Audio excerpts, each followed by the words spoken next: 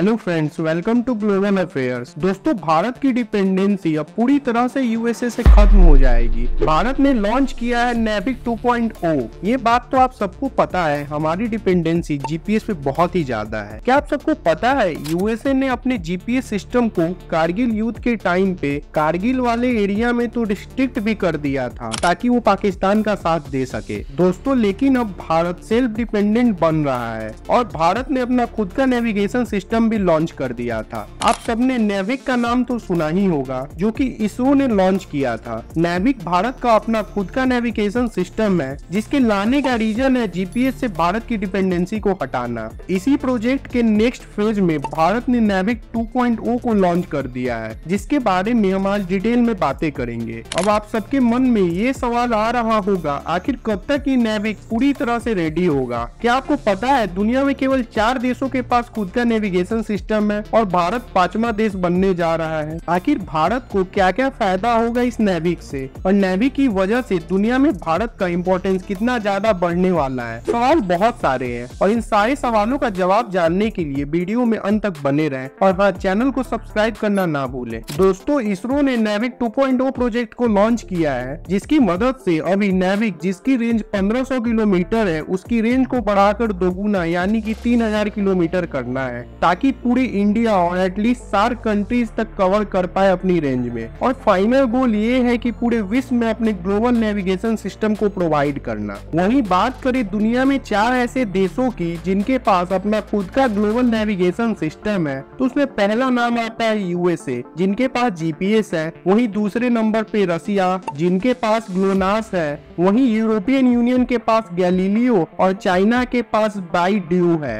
और भारत भी जल्द ही अपने नेविक नेविगेशन सिस्टम के साथ 5वां ऐसा देश बनेगा जो कि ग्लोबल नेविगेशन सिस्टम प्रोवाइड करेगा। किसी कंट्री के पास खुद का नेविगेशन सिस्टम नहीं रहने का नुकसान की बात करें तो दोस्तों, अभी भारत की ही बात की जाए तो भारत यूएसए का जीपीएस यूज करता है और जीपीएस का इस्तेमाल जो भी कर रहा है उनसे उनकी डेटा जीपीएस कंपनीज के पास चली जाती है और ये जीपीएस कंपनी पब्लिक डेटा का गलत इस्तेमाल भी कर सकती है, जैसे कि प्राइवेसी ब्रीच। अगर जीपीएस कंपनी आपके पर्सनल डेटा का गलत इस्तेमाल करती है तो इससे आपका प्राइवेसी ब्रीच हो सकता है। आपकी लोकेशन हिस्ट्री को अनऑथराइज्ड तरीके से यूज करके आपके मूवमेंट्स को ट्रैक किया जा सकता है, जो कि आपकी प्राइवेसी को कॉम्प्रोमाइज करता है। वहीं बात करें एडवर्टाइजमेंट की, तो ये जीपीएस कंपनीज आपकी लोकेशन हिस्ट्री का इस्तेमाल करके आपको टारगेटेड एडवर्टाइजिंग दिखाने के लिए यूज कर सकते हैं। ये आपको अनवांटेड एड्स दिखाकर आपकी ऑनलाइन एक्सपीरियंस को डिस्टर्ब करता है। वहीं बात करें डेटा सेल्स यानी डेटा को बेचने की, तो कुछ जीपीएस कंपनीज की डेटा थर्ड पार्टी कंपनीज या एडवर्टाइजर्स के साथ शेयर कर सकते हैं। ये आपके पर्सनल डेटा का अनऑथराइज्ड शेयरिंग है। इतना ही नहीं, इसमें सिक्योरिटी रिस्क भी होता है। अगर आपका डेटा सिक्योर नहीं रखा गया तो ये हैकर्स के लिए एक टारगेट बन सकता है। आपकी लोकेशन हिस्ट्री का चोरी हो जाना आपको वल्नरेबल बना सकता है साइबर अटैक के लिए।